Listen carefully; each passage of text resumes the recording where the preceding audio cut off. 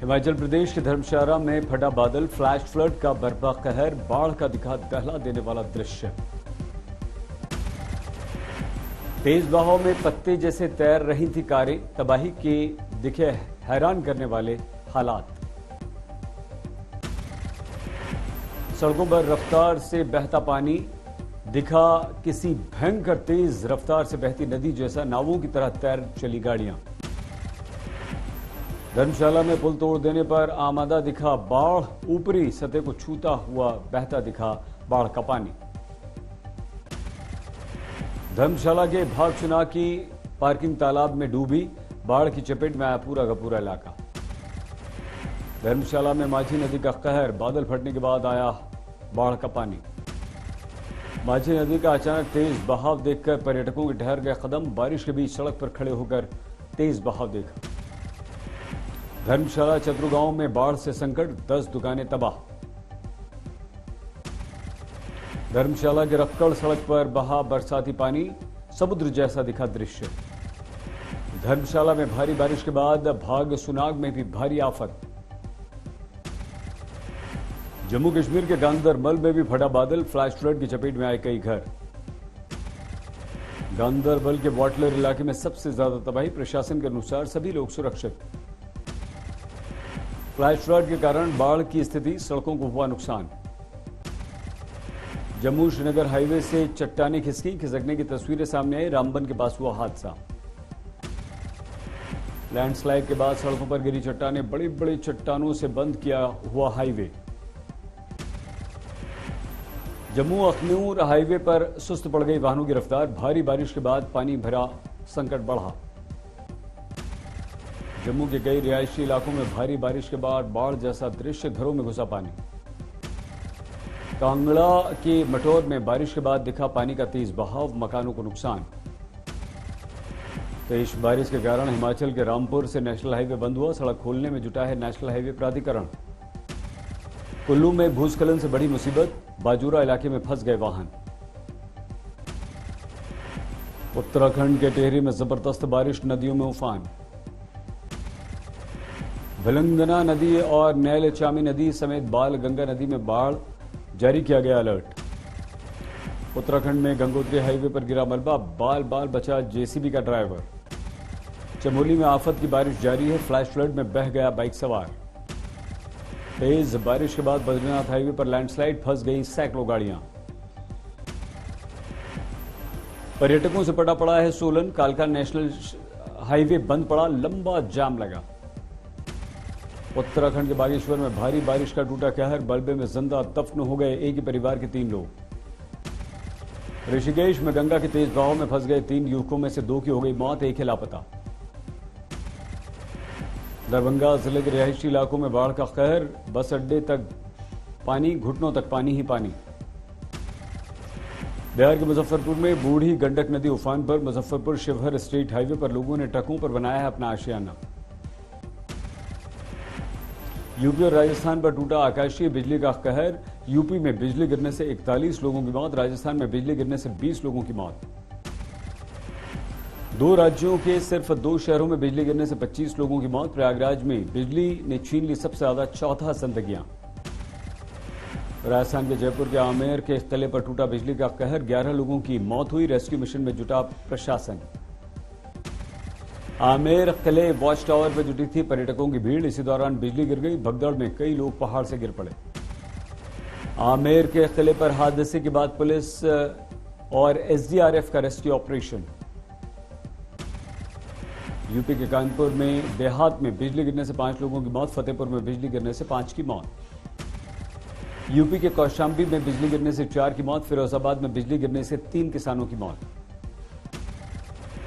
UP के हमीरपुर और सोनभद्र में बिजली गिरने से 2 लोगों की मौत, हरदोई और मिर्जापुर में 1 लोगों की मौत। यूपी में बिजली गिरने से 22 लोग जले भी, 200 मवेशियों की जान गई, मुख्यमंत्री योगी ने आर्थिक मदद के निर्देश दिए। राजस्थान के कोटा में बिजली गिरने से 4 लोगों की मौत। धौलपुर में बिजली गिरने से 3 मासूमों की दर्दनाक मौत, आसमान से गिरी बिजली की चपेट में आ गए बच्चे। झालावाड़ और बारां में बिजली गिरने से 1 युवक की मौत, सरकार ने परिजनों के लिए 5-5 लाख रुपए के मुआवजे का ऐलान किया।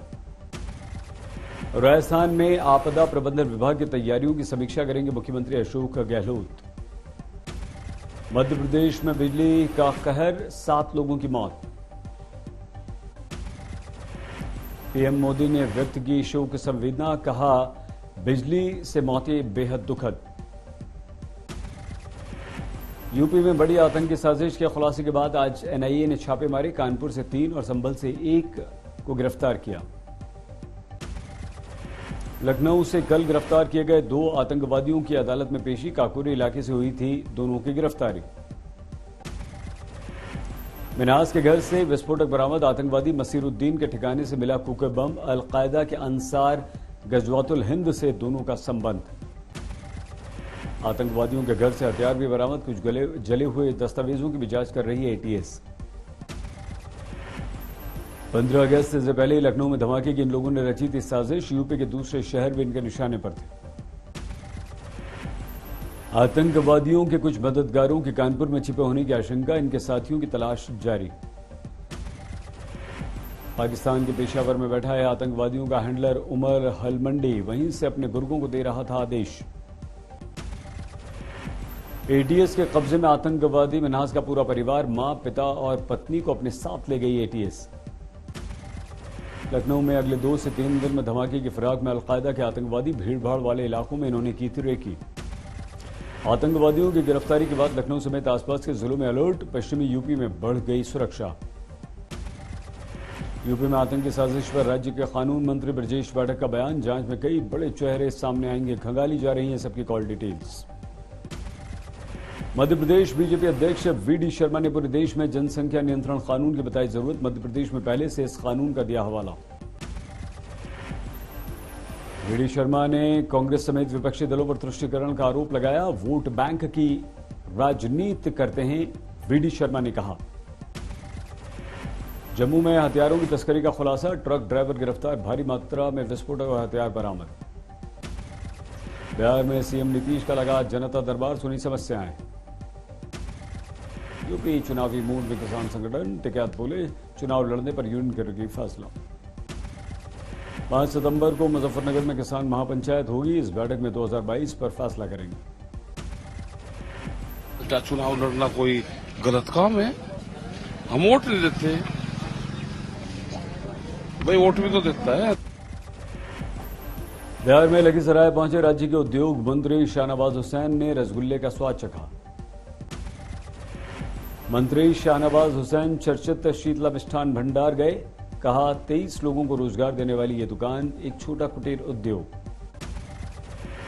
लखनऊ में लगा मुख्यमंत्री योगी का जनता दरबार, कोरोना नियमों का ध्यान रखा गया। योगी ने शिकायतें सुनी, समस्याएं सुनी। गांधीनगर में आज गृह मंत्री अमित शाह ने किया पौधारोपण, कई परियोजनाओं का उद्घाटन। दिल्ली में जल संकट पर प्रदर्शन के दौरान पानी की दिखी बर्बादी, प्रदर्शनकारियों पर जमकर पानी की बौछार। हिसार में किसानों ने हांसी के बीजेपी विधायक विनोद भ्याना के घर पर किया प्रदर्शन, गाड़ी में बैठे शख्स पर महिला प्रदर्शनकारी की ओर अश्लील इशारा करने का आरोप। हांसी बीजेपी के विधायक ने कहा, गाड़ी में बैठे किसी शख्स ने भद्दा इशारा नहीं किया, लेकिन ऐसा लगा तो इसके लिए मैं माफी मांगता हूं। आज पुरी और अहमदाबाद में भगवान जगन्नाथ की निकाली जा रही है रथ यात्रा। अहमदाबाद में गृह मंत्री अमित शाह ने भगवान जगन्नाथ की मंगला आरती की। अहमदाबाद में मुख्यमंत्री विजय रूपाणी ने निभाई सोने की झाड़ू से सफाई की परंपरा। कोरोना नियमों के कारण जगन्नाथ रथ यात्रा में इस बार नहीं है श्रद्धालुओं की भीड़। ओडिशा के पुरी में भगवान जगन्नाथ, सुभद्रा, बालभद्र के रथों की दिखी भव्य छटा। यूपी के चित्रकूट में आरएसएस की अहम बैठक का चौथा दिन, सभी प्रांत प्रचारकों के साथ मंथन। चित्रकूट में संघ की बैठक में जनसंख्या नियंत्रण नीति लाने पर बन गई सहमति। यूपी में कल सीएम योगी आदित्यनाथ ने किया था नई जनसंख्या नीति का ऐलान, बढ़ते जनसंख्या को बताया था विकास में बड़ी बाधा। आरएसएस में संगठन स्तर पर बड़े बदलाव की खबर, डॉक्टर कृष्ण गोपाल की जगह अरुण कुमार देखेंगे राजनीतिक संपर्क। दिल्ली पहुंचे बंगाल बीजेपी अध्यक्ष दिलीप घोष, जेपी नड्डा से मिले। देश में 24 घंटों में 37,000 से ज्यादा कोरोना मरीज, 724 की मौत। भारत में एक्टिव कोरोना केस 4,50,000। पिछले 24 घंटों में 12 लाख से ज्यादा लोगों को लगी वैक्सीन। दिल्ली में आज से अनलॉक 7 शुरू। 50% क्षमता के साथ खुल गए हैं शिक्षण संस्थान। दिल्ली में किसी भी ट्रेनिंग की पूरी छूट। डीडीएमए से बस लेनी होगी आपको मंजूरी। यूपी में रात का कर्फ्यू चल रहा है, लेकिन समय में बदलाव। अब रात 10 बजे से सुबह 6 बजे तक कर्फ्यू। मुंबई में 3 दिन बाद खुल गए वैक्सीनेशन सेंटर। मुंबई में 5 कोरोना केस मिलने पर बीएमसी ने सील किया पृथ्वी अपार्टमेंट। राजस्थान के टोंक में बिजली गिरने से एक शख्स की मौत। राजस्थान के सवाई माधोपुर में बिजली गिरने से 2 लोगों की मौत। यूपी के फर्रुखाबाद में बिजली गिरने से 9 लोग घायल। दिल्ली के टिकरी कला में पीवीसी मार्केट में भीषण आग। 40 दमकल गाड़ियों ने आग पर काबू पाया। तेज हवा के कारण और भड़क गई आग। दिल्ली के विवेक विहार में एक मकान में आग, एक शख्स की मौत। राजस्थान के 12 में 3 गाड़ियों की टक्कर, 2 गाड़ियों में आग लग गई। करनाल में केमिकल फैक्ट्री में आग, टैंकर में लीकेज से लगी आग। यूरो कप के महामुकाबले में मेजबान इंग्लैंड को पटकनी देकर इटली ने जीता खिताब। पेनल्टी शूटआउट तक चला मुकाबला। 1968 के बाद यूरो कप में इटली की पहली खिताबी जीत। 55 साल बाद फाइनल में पहुंचे इंग्लैंड का टूटा सपना। 90 मिनट के खेल में 1-1 की बराबरी पर रही दोनों टीमें। 6 मिनट के इंजरी टाइम में भी गोल नहीं हुआ। 23 मिनट के एक्स्ट्रा टाइम में भी बराबरी पर छूटा मुकाबला। टाई ब्रेकर में इटली ने मारी बाजी। यूरो कप के इतिहास में फाइनल मुकाबले के दौरान गोल करने वाले सबसे उम्रदराज खिलाड़ी बने बोनुची। 34 साल है इनकी उम्र।